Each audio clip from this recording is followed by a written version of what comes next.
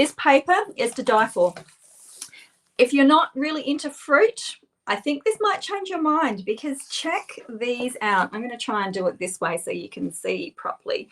They are stunning. And the B side, I often love the B side a lot more than, sometimes I find these too busy for my tastes, but I do absolutely love the B side. So we've got one that's got around the edges, perfect for your scrapbooking if you wanted to use this as your base page.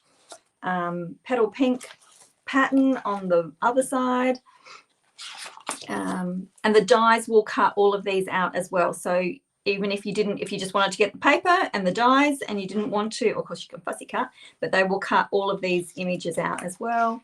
And look at the B side, beautiful.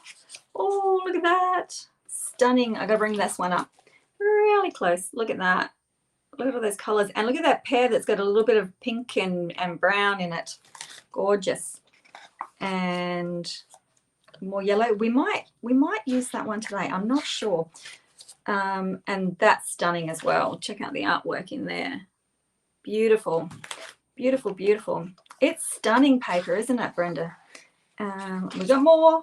Oh wait, oh, is that the same? Oh yep, duh. We've got a little bit of fluff.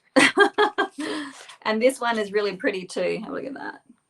Gorgeous. It's almost like that glowing, and the B side on that